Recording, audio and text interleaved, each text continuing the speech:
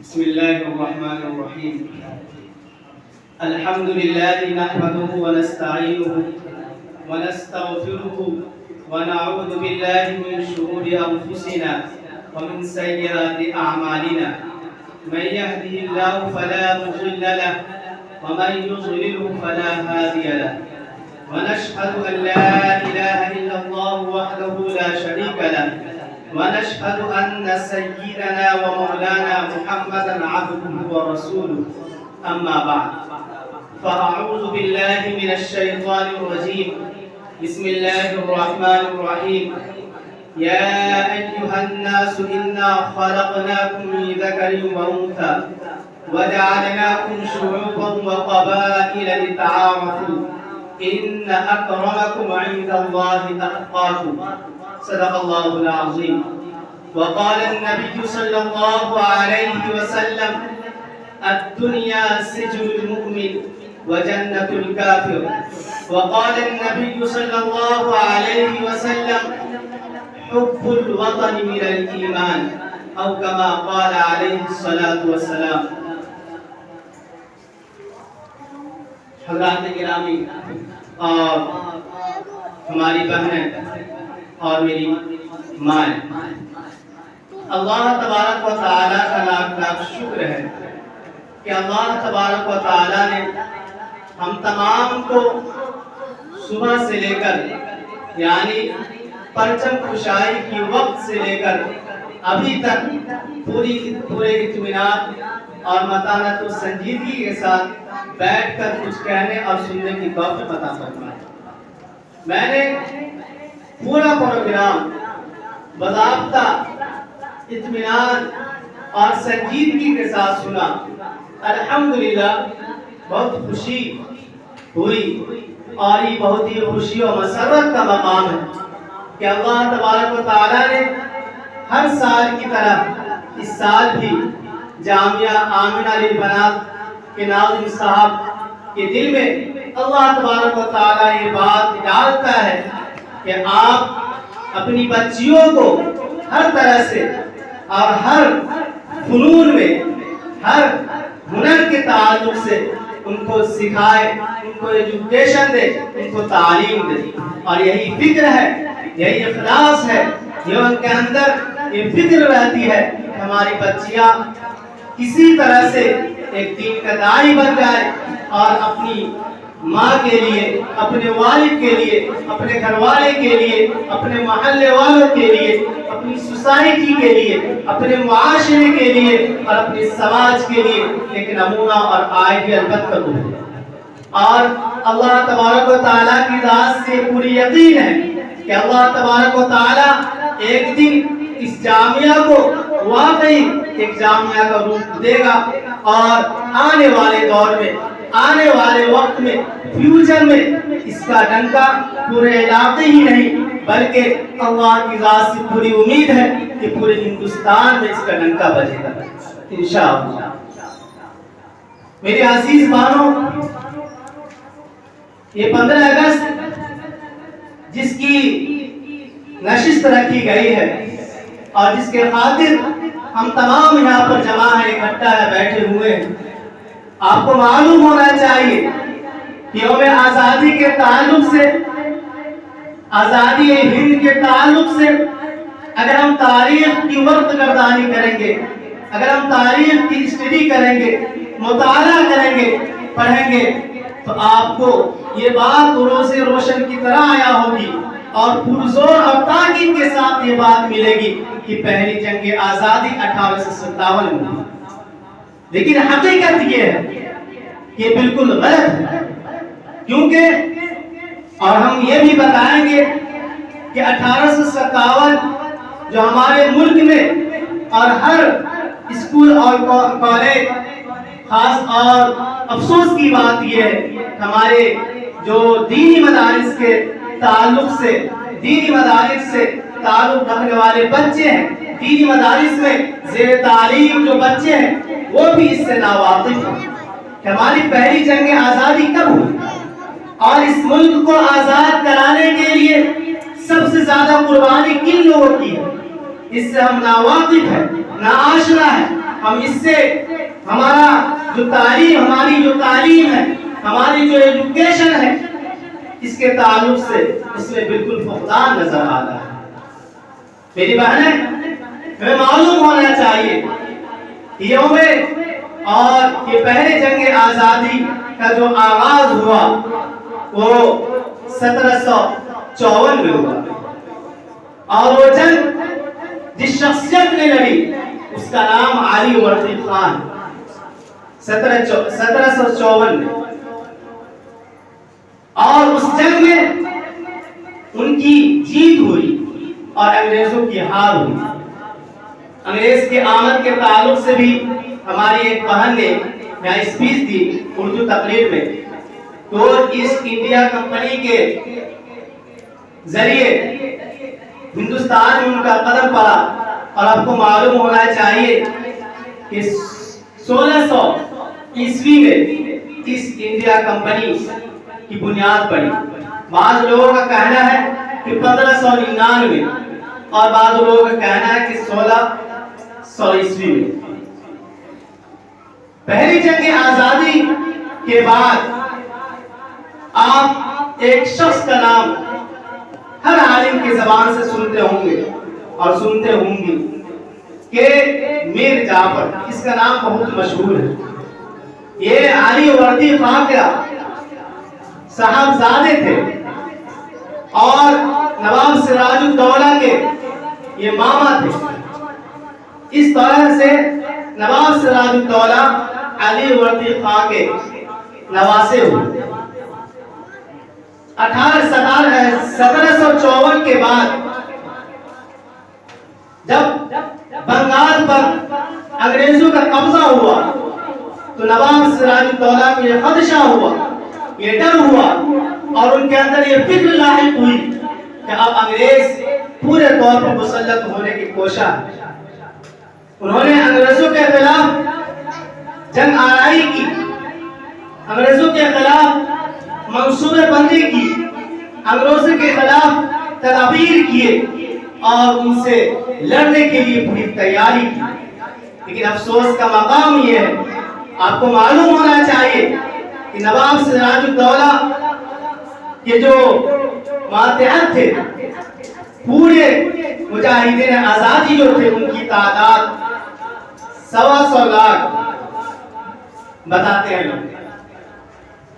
لیکن افسوس کا مقام یہ ہے کہ نواب سراج الدولہ کا جو وزیر تھا میر جعفر، ان کی غداری کی وجہ سے اور انہوں نے ان کے فوجوں کو اور ان کے فوج کے افسران کو جو مین آدمی تھے ان کو، یعنی ان کے درباریوں کو انگریزوں نے پردہ پوشی خرید چکا تھا.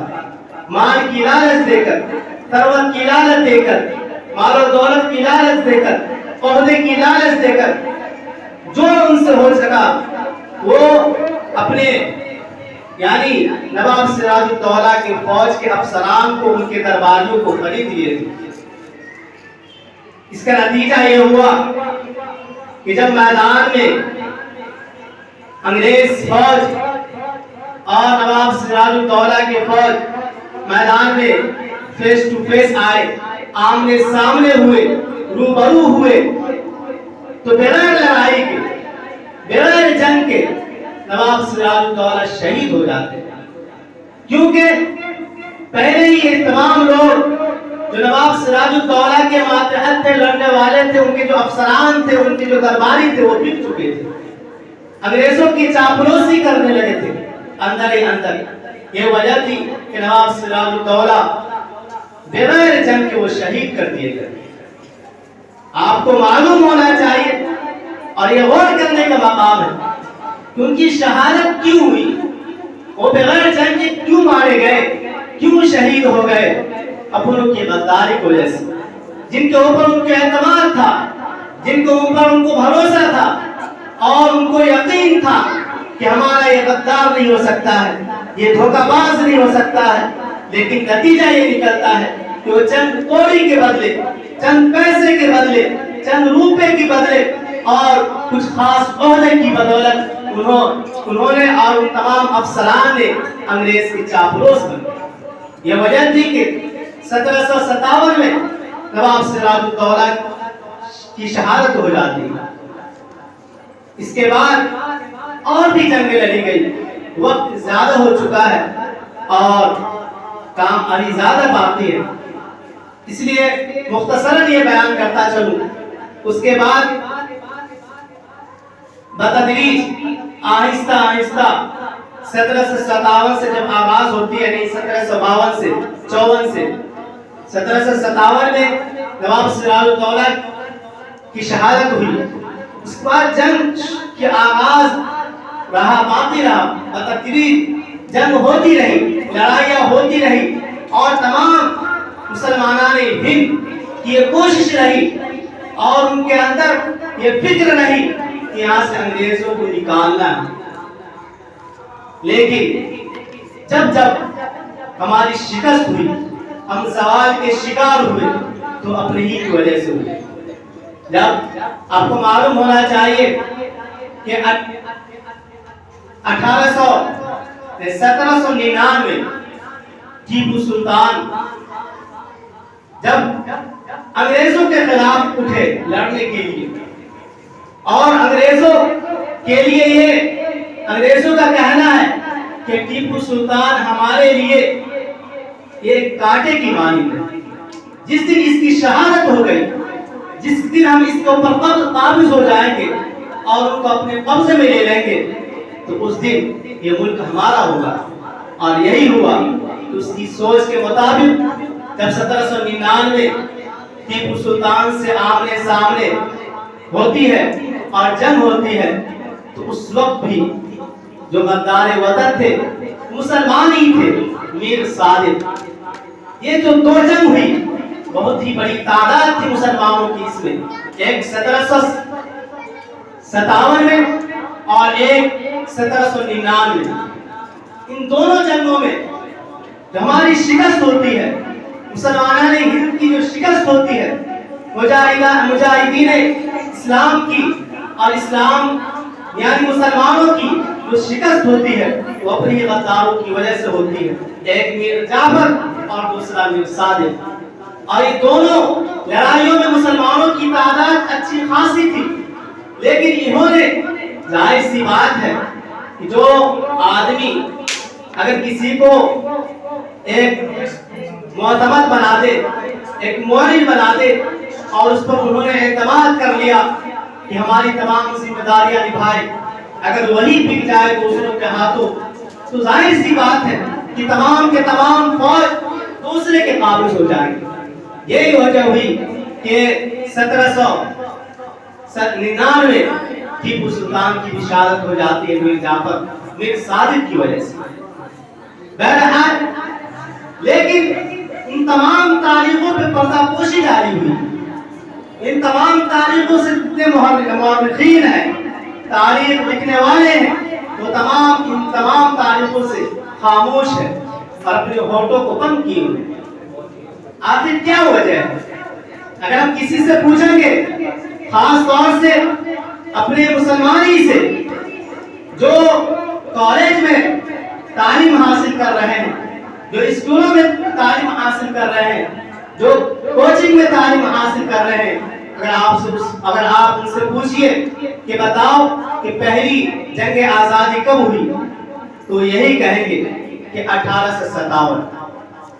کیونکہ وجہ یہی ہے کہ ان کو یہی سکھایا جاتا ہے، اور پہلے 100 سال کی جو تاریخ ہے، ہندوستان کی تاریخ ہے، ہندوستان کو آزاد کرانے کی جو تاریخ ہے، مسلمانوں کی جو قربانیاں ہیں، ان کو بالائے طاق رکھ دی گئی ہے۔ آخر کیا وجہ ہے؟ وجہ یہی ہے کہ 1857 میں جو جنگ ہوئی، یہ جنگ کلکتہ سے شروع ہوئی اور دلی تک چلی، اور دہلی میں باضابطہ جنگ ہوئی انگریزوں کے خلاف۔ اس میں وجہ یہ ہے کہ 1857 میں مجاہدین ہند کی جو تعداد تھی وہ 29,000 تھی، اور آپ کو معلوم ہونا چاہیے کہ ان 29,000 میں یعنی 29 جو تعداد تھی 29,000 اس میں 24,000 مسلمانوں کی تعداد تھی. مسلمانوں کی تعداد کتنی تھی؟ 24,000. اور ہمارے برادران وطن یعنی ہندو بھائیوں کی جو تعداد تھی وہ صرف 5,000 تھی. یہی وجہ ہے کہ آج ہمارے مورخین اور جو دوسرے مورخین ہیں وہ تمام کا یہ کہنا ہے کہ پہلی جنگ آزادی جو ہوئی ہے وہ 1857 میں ہوئی ہے، کیونکہ برادران وطن پہلی مرتبہ شامل ہوئے جنگ میں، اور وہ بھی 5,000 کی تعداد کو لے کر. پیچھے کی 100 سال کی تاریخ کو انہوں نے بھلا دیا. انہوں نے نہیں بھلایا، بلکہ ہماری بے حسی ہے، ہماری لاپرواہی ہے، ہماری کاہلی ہے، ہماری سستی ہے. اگر آج ہم دینی تعلیم حاصل کرنے والے مدارس کے اندر بچوں سے پوچھ لیں کہ بتاؤ 15 اگست کب، ہمارا دیش کب آزاد ہوا تھا، ہمارا ملک کب آزاد ہوا تھا، تو خاموش رہیں گے. آپ کا چہرہ دیکھیں گے، آپ کی شکل دیکھیں گے، وہ نہیں بتا پائیں گے. افسوس کا مقام یہ ہے کہ جب وہ یہ نہیں بتا پائے ہمارا ملک کب آزاد ہوا، تو وہ یہ کیا بتا پائیں گے کہ ہمارے ملک کو آزاد کرانے میں مسلمانوں اور ہمارے علماء کرام کا کیا ہے. یہ تجربے کی روشنی میں بات کہہ رہا ہوں. اکثر بچے خاموش رہ جاتے ہیں جب پوچھتے ہو. بہت افسوس ہوتا ہے کہ آخر ہمارے اکابرین نے، ہمارے علماء کرام نے کسی دین کو دیکھنے کے لیے اس دین کو، اس ملک کو اور اس بھارت کو، اس انڈیا کو، ہمارے ملک کو آزاد کرایا تھا. اور ان کی یہی فکر تھی. بہت ہی افسوس کا مقام ہے. ہمیں یاد رکھنا چاہیے کہ اس ملک کو آزاد کرانے میں سب سے زیادہ قربانی ہمارے علماء کرام کی ہے، ہمارے اکابرین کی ہے. کہ ہماری بہنوں، آپ سے گزارش ہے، ریکویسٹ ہے اور یہ درخواست ہے کہ آپ پڑھیں. اگر آپ کا اساتذہ نہیں بتائے آپ کے ملک کے بارے میں تو آپ برجستہ ان سے سوال کریں، ہم کو تاریخ بتائیے. ہمارے ملک، جس ملک میں ہم رہ رہے ہیں، اس ملک کی کیا تاریخ ہے، اس کی حقیقت سے روشناس کرائیے. اس حقیقت کو ہمارے سامنے رکھیے، تب نہ ہم کسی کو جواب دے سکیں گے. اگر ہمارے اوپر کوئی انگلی اٹھائے، اگر ہمارے اوپر کوئی ہاتھ اٹھائے اور کہے کہ اس دیش سے نکل جاؤ، اس ملک سے نکل جاؤ، اس میں تمہارا کوئی حصہ نہیں، تو اس وقت ہم کیا جواب دیں گے؟ اگر ہم تاریخ سے ناواقف ہوں گے، اگر ہم تاریخ سے ناآشنا ہوں گے، اگر ہم تاریخ کو نہیں جانیں گے، اگر ہم اس ملک کے بارے میں نہیں جانیں گے، ہمارے اس ملک میں ہمارا کیا حصہ ہے، ہمارا اس ملک میں ہمارا اس ملک سے کیا رشتہ ہے اور کیا کانٹیکٹ ہے، ہم کیسے ان کو جواب دیں گے؟ کوئی بھی آپ کو نکال سکتا ہے. اگر آپ ریسرچ کریں اور دینی مدارس کا جائزہ لیں تو اکثر مدارس اس سے پھنس جائیں. بہت افسوس ہے. اور یہی وجہ ہے کہ آج میڈیا والے اور مدارس جو بند کیے جاتے ہیں، میری سمجھ سے سب سے بڑی وجہ یہی ہے کہ ان کو اور ہماری جو حکومت ہے ان کو یہ ایسا لگتا ہے کہ اس مدارس میں اور دینی تعلیم میں، دینی درسگاہوں میں صرف دینی تعلیم دی جاتی ہے، مذہبی تعلیم دی جاتی ہے. حالانکہ اللہ کے رسول علیہ السلام نے فرمایا کہ حب الوطن من الایمان. کہ لوگوں سن لو، اگر تمہارے ذہن میں یہ بات ہے کہ ملک کی تاریخ کو جاننا تو تمہارا کام نہیں، بلکہ جس کے ہاتھ میں حکومت ہے اور جو اس ملک کے عہدے پر بیٹھے ہوئے وہ لوگ اس ملک کی حقیقت کو جانے، اس تاریخ کو جانے، یہ تمہاری ناواقفیت ہے، یہ تمہاری کم علمی ہے، یہ تمہاری سستی ہے، یہ تمہاری کاہلی ہے. تمہیں یاد ہونا چاہیے اور یاد رکھنا چاہیے کہ جس وقت نبی پاک صلی اللہ علیہ وسلم نے مدینہ منورہ سے مکہ کی طرف ہجرت کیا تو آپ کو معلوم ہونا چاہیے اس وقت نبی پاک صلی اللہ علیہ وسلم کی آنکھیں اشتار تھی اور مدینہ کو مخاطب کر کے کہا کہ اے مدینہ، میں تجھ کو نہیں چھوڑتا، میں تمہیں نہیں چھوڑتا، میں تم سے جدا نہیں ہوتا، میں تم تمہارے سے تم تمام جو باشندگان ہیں، یہ تمہاری جو بلڈنگیں ہیں، یہ تمہارے جو محلات ہیں، اے مدینہ ان تمام کو میں نہیں چھوڑتا، لیکن ان ظالموں کی وجہ سے اس ملک کو اور اس مدینہ منورہ کو چھوڑ رہا ہوں۔ آخر وطن کی محبت تھی ان کے اندر، یہی وجہ ہے کہ اللہ کے رسول علیہ السلام نے فرمایا کہ حب الوطن من الایمان، کہ لوگوں سن لو، ملک سے محبت کرنا، وطن سے محبت کرنا، وطن سے محبت رکھنا، یہ تمہارا ایمان کا حصہ ہے۔ اس لیے میری بہنوں اور میری ماں، آپ بیدار ہو، اپنی بچوں کو بیدار کریں تو دینی تعلیم بھی حاصل کرے اور اس ملک کے بارے میں جانے۔ ہمارے یہ ملک سے محبت کرنے کے لیے کوئی منع نہیں کرتا، لیکن ہماری یہ سستی اور کاہلی ہے کہ دوسرے لوگ ہمارے اوپر مسلط ہو جا رہے ہیں کیونکہ اس ملک کے بارے میں ہم نہیں جانتے۔ دوسری بات یہ کہنی ہے کہ آج جیسا کہ ہمارے جامعہ آمنہ علی بنات کے ناظم صاحب نے تمام بات رکھی کہ آج جشن آزادی تو مناتے ہیں، لیکن جشن آزادی کے تعلق سے جہاں بھی دینی درسگاہ کو چھوڑ کر جو ہماری بچیاں اور بچے دوسری جگہ تعلیم حاصل کر رہے ہیں، اگر وہاں جا کر آپ جائزہ لیں، اس کی حقیقت کو جانیں، تو آپ کو یہ بات معلوم ہوگی کہ تاریخ کے تعلق سے کوئی بات نہیں کہی جاتی۔ کہی جاتی ہے تو مکالمہ ہوتا ہے، ساؤنڈ ہوتا ہے، ناچ گانے کی بازار گرم ہوتی ہے، اور یہ تمام چیزیں اس وقت ہوتی ہے کہ ہر طرح کے لوگ غیر اور محرم، غیر اور اپنوں بھی، یعنی والدین کی شکل میں، ذمہ دار کی شکل میں، بڑے بھائی کی شکل میں، اور سماج کے آدمیوں کی شکل میں وہاں موجود ہوتے ہیں۔ حالانکہ اللہ کے رسول علیہ السلام نے عورت کے پردوں کے تعلق سے فرمایا کہ اگر تمہیں اجازت ہے تو صرف تم چہرہ کھول سکتی ہو، اور یہ گٹے تک کھول سکتی ہے، اور یہ پینڈلی سے نیچے انگلی کھول سکتی ہے۔ اگر اس میں بھی ڈر ہے، اس میں بھی خدشہ ہے، چہرہ کھولنے میں ڈر ہے کہ اوباش لوگ، یا عیار لوگ، یہ شرابی لوگ، یہ زناکار لوگ ہمارے اوپر مسلط ہو سکتے ہیں، اور یہ ڈر، یہ خوف، کسی طرح کا خدشہ ہے، ڈر ہے، تو اس کو بھی چھاپنے کا کوشش۔ لیکن میں اپنے گارجین سے کہنا چاہ رہا ہوں کہ آج ابھی جا کر جب یہ پروگرام ختم ہو تو آپ جائزہ لیں، دیکھنے کی نیت سے نہیں بلکہ اس نیت سے جائے، اگر ہماری بچی کوچنگ گئی ہے یا اسکول گئی ہے تو ان کا پروگرام کا بھی معائنہ کریں، اور دینی تعلیم میں جو بچی پڑھتی ہے، دینی درسگاہ میں جو بچی پڑھتی ہے، اور دینی مدارس میں جو بچی پڑھتی ہے، ان کا بھی جائزہ لیں، دونوں کا معائنہ کریں، پھر اپنی عقل کو سامنے رکھ کر یہ فیصلہ کرے کہ آخر کون جگہ ہمارے لیے بہتر ہے، کون جگہ ہمارے لیے اور ہماری بچیوں کے لیے، ہماری اولاد کے لیے بہتر اور مناسب ہے۔ آپ خود فیصلہ کر لیں گے۔ وقت بہت ہو چکا ہے، جو باتیں کہی گئی ہے تو امید ہے کہ آپ تمام لوگ اس پر عمل کریں گے، خاص طور سے ہماری جو مائیں پیچھے بیٹھی ہوئی ہے ان کی یہ ذمہ داری ہے کہ آپ خود بھی عمل کریں، خود بھی پڑھیں اگر پڑھی لکھی ہے، اگر نہیں پڑھی لکھی ہے تو آپ کو یہ آرزو ہونی چاہیے کہ ہم اپنی بچی کو پڑھائیں تاکہ ہم کو بتائیں کہ صحیح کیا ہے اور غلط کیا ہے۔ امید ہے ہم تمام لوگ اس پر توجہ دیں گے۔ آمین۔